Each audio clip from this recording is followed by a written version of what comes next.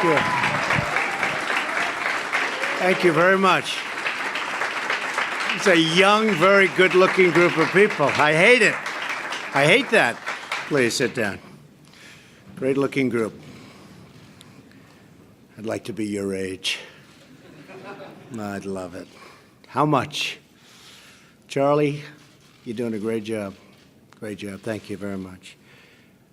I'm thrilled to be here with such a very talented group of young Americans. Incredible achievement already in your lives. We're joined today by student leaders from colleges and universities from all across our nation. You are the people on the front lines of our movement to forge a future of true American greatness. We've done an awfully good job in the last short period of time. Had a lot of success over the last couple of days in the Supreme Court. A lot of great things are happening. A very special thanks also to my friend Charlie Kirk of Turning Point USA for being with us and helping us with this event. Thank you very much, Charlie. Spectacular person. I also want to welcome all of the young and people that I have such respect for, union representatives. Where are you? Raise your hand, please. The toughest negotiators you'll ever find. That's good. That's good. I'm glad that you're here.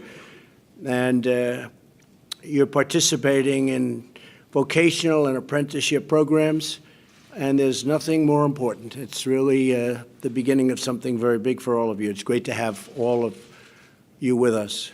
And thanks also to the interns here from NASA. We have, how about raising your hands? Let me see NASA. Yeah, that's a good future because of President Trump. We opened that up again. We opened it up.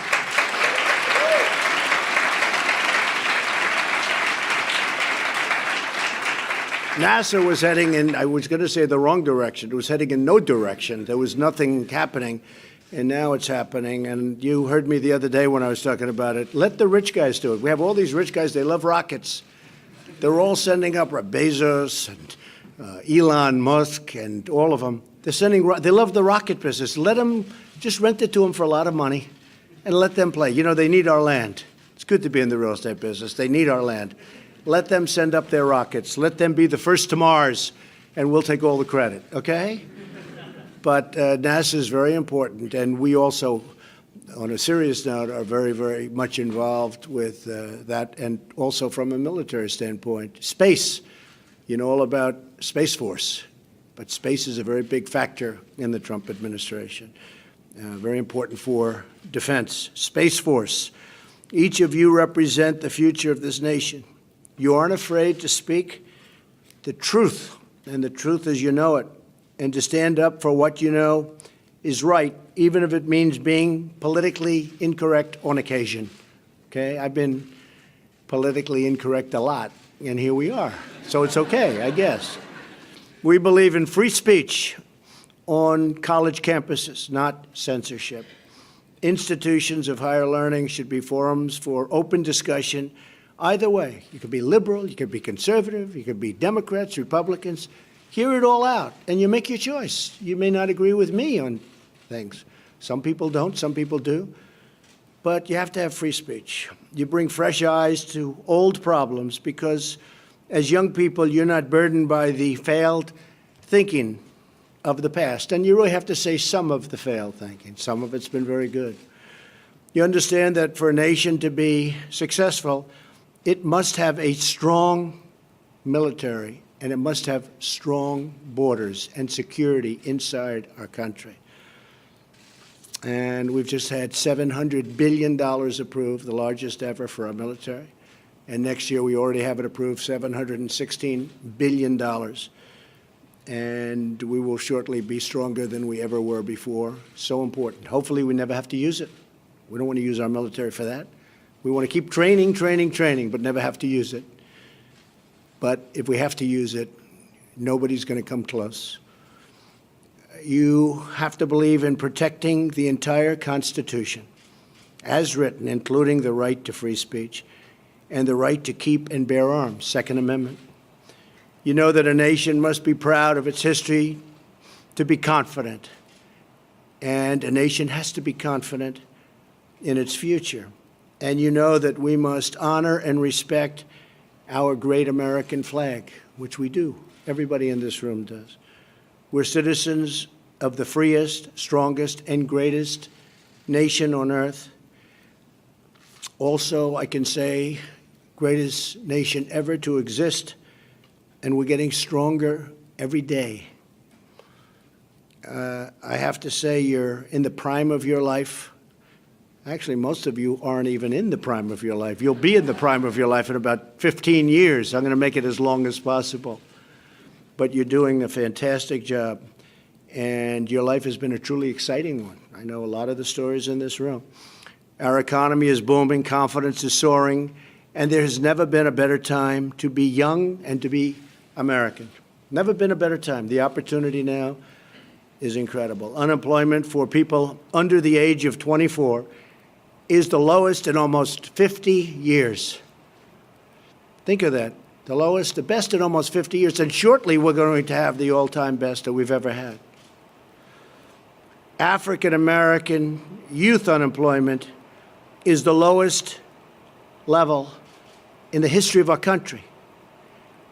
And African-American unemployment is the lowest level in history. Hispanic unemployment is the lowest level in history. Women unemployment is the lowest level in 21 years and will soon be, I think, in history.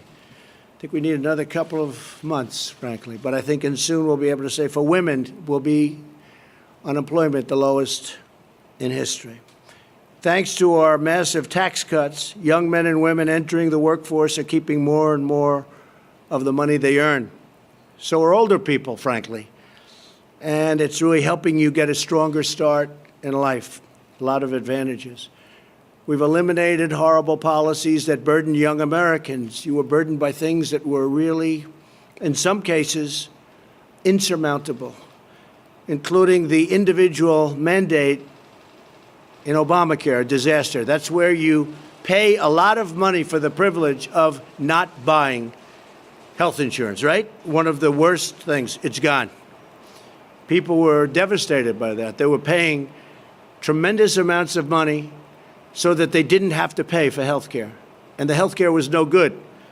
And we have new health care programs. One was announced last week. It's phenomenal, the association program. You associate associations of people, businesses get together, and they buy it across state lines. They're going to get tremendous health care. People have no idea how important that's going to be. And we have another one coming out from Secretary Azar in 2 weeks. It's going to be incredible. We're investing in job training and vocational schools so citizens of all ages can take advantage of new jobs and the new prosperity that our country is going through. We've never had prosperity like this. We've increased, let's use the word worth, the worth in an economic sense of our country by over $7 trillion since my election. $7 trillion. I got nothing out of it, except I'm very proud of it. It's a great number. GDP numbers are way up, and we have another one coming out, I guess, over the next 4 or 5 weeks. It'll be interesting for this quarter. But we hit 3.2. If I would have said 3.2%, if I would have said that black unemployment is the lowest in history or Hispanic unemployment lowest in history, if I would have said any of the things that I just told you during the campaign, the press would have said, what is he talking about? And yet, honestly, what we're doing is far greater than what I would say on the campaign trail. Could have won by even more if I would have used these numbers. But we're fixing the broken trade deals, of which they're so horrible. It's so, I can't watch them.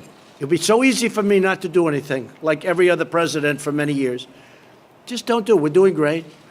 They're so one-sided and such an embarrassment, and they're getting fixed very easily because we're the piggy bank that everybody wants to rob, both our friends and our enemies. And frankly, our friends, in many ways, certainly in terms of trade, have been more devastating than our enemies. The deals are just horrendous. We had nobody watching. We had nobody looking. And we're talking about trillions of dollars, not billions. We're talking about trillions of dollars. So we want to make fair deals, but we want those deals to be reciprocal. The key word is reciprocal. We have countries that are friends. They have tremendous trade surpluses, and they have barriers that our farmers can't deal in that country. And yet they'll send us millions of cars and make a fortune. European Union. We love the European Union. They make $151 billion a year. $151 billion. There's no company like that. This is just the European Union. And then we have more, and we're working with China now, and I think hopefully that'll get straightened out. But that was anywhere from 375, depending on the way you want to count it, 375 to $500 billion a year loss. It's time for us to get smart. So as you continue to develop your talents and to make your mark upon the world, remember that nothing worth doing is ever easy. You'll have bad moments. I used to give speeches on success. I don't give them anymore. That's what they like the best. You got to love what you're doing. And if you don't, just do something else. Find what you, especially at your age, you have to love what you're doing. You'll never be successful unless you get lucky, which could happen. But if you don't love what you're doing, find something else. If you don't love NASA, if you don't love space, do something else. And for the people that do, get over there and be with the space cadets, right? But you got to love it. If you don't love it, you're just not going to, it's not going to happen. You have to follow your passion. You have to do what you want to do. You have to listen to people. You have to go around and say, what's a good industry? Because I know people that love things, but they're behind the eight ball because they're going into something that's not a good industry. So if you can find something else, because there are industries that are so great, and there are places that are heading in the wrong direction, and things. You want to try and be in that upslope if you can find your passion there. If you can't, still stick what you have to stick with. And speak your mind. Ask questions. You're at such an important part of your life because you are making the decision for the rest of your life right now. This is your big time. You're most wanted. Everybody wants you. You're young, you're smart, you're brilliant. And this is the time that's going to really guide the rest of your life. So it's a very important time for you. So just love it. Love it. But try and go into something where you can have a wonderful life, where it just is worthwhile. Because there are some things that it's tough. Keep standing up always for your values. Keep working with your classmates and your friends. Keep loving your country. And one of the most important things, never, ever quit. Never quit. You know, I went to a great school. I went to the Wharton School of Finance. And in that school, I met a lot of people heading industry today and over the past, very smart people. But I've watched some of the people grow. I've watched some of the most incredible, brilliant students. And they didn't make it like other people made it because they didn't have that drive. They didn't have that never give up ability. I don't know if it's an ability or if you have it. Just, you can't quit. And I've seen people quitting.